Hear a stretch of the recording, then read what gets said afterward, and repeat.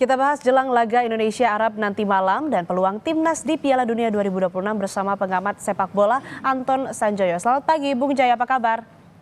Selamat pagi Asri, baik. Bung, dalam pertandingan lawan Arab nanti malam, Kevin Dix tidak bergabung karena cedera. Tapi apakah kehadiran Kevin Dix di pertandingan lawan Jepang ini memberikan pengaruh signifikan karena ini untuk pembenahan lini belakang timnas juga? Saya menilai tidak terlalu signifikan ya karena memang kan dia baru saja bergabung. Memang kalau kualitasnya oke lah di atas rata-rata pemain level ASEAN ya. Tapi untuk langsung tune in barangkali hanya satu dua pemain yang mampu melakukan itu, di antaranya Kapten Jai. Jadi yang lain menurut saya masih butuh waktu juga, demikian pula dengan Kevin Dix.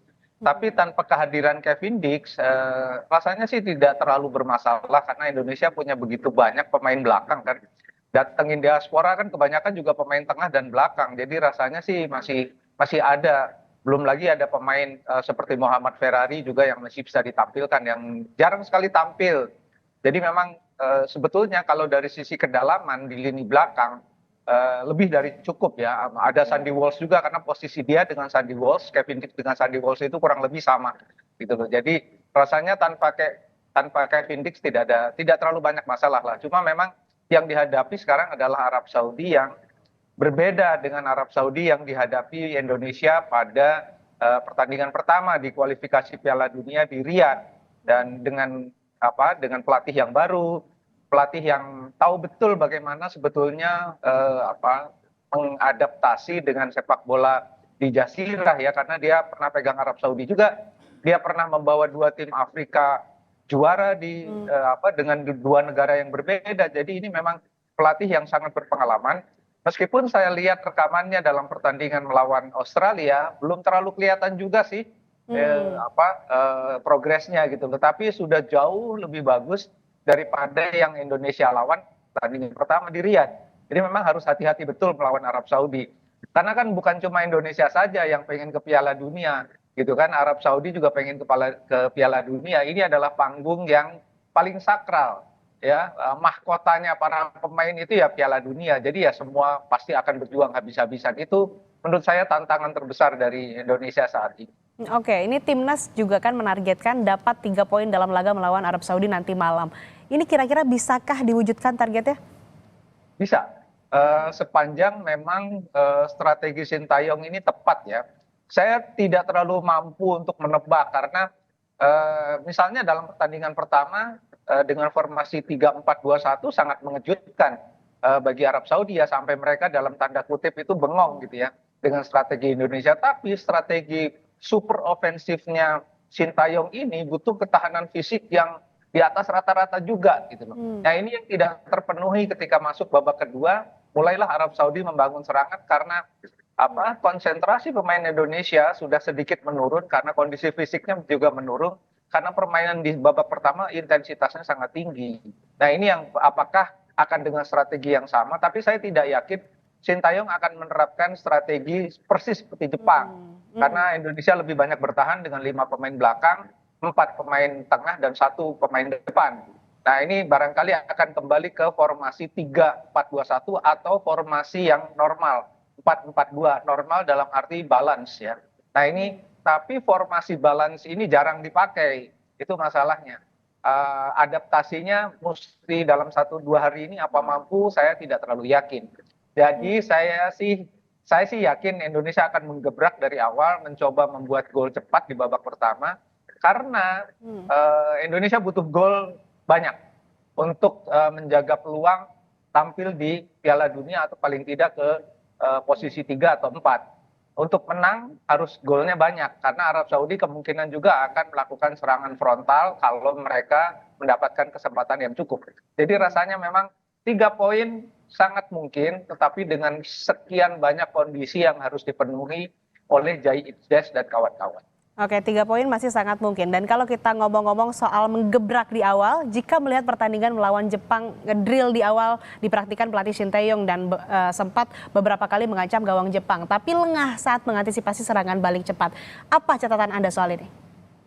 Ya, kalau saya lihat 30 menit pertama melawan Jepang kan lumayan ya. Artinya Indonesia bisa dapat 2 atau 3 shot on target bisa mengepung pertahanan Jepang dalam 10 menit pertama, tetapi kemudian ketika mendapatkan peluang, lagi-lagi peluang itu gagal dimanfaatkan, padahal itu peluang peluang emas ya.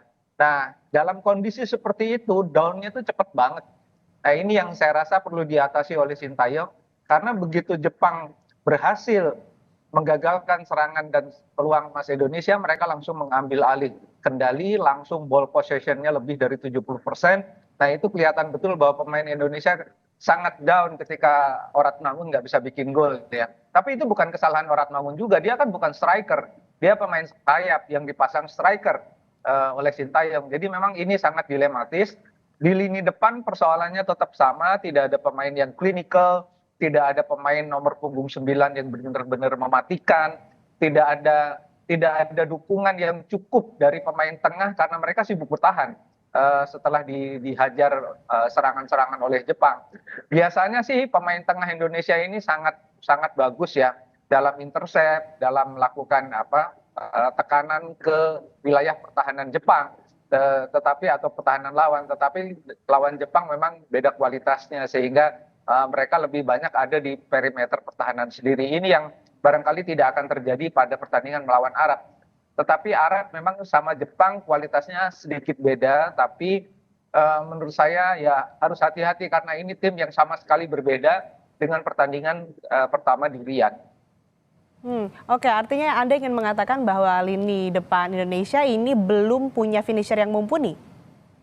Betul, karena selalu kan coba-coba terus gitu ya di lini depan. Kalau waktu formasi 4-3-2-1 di depan tuh sering ada Marcelino, Oratmangun dan Struijk.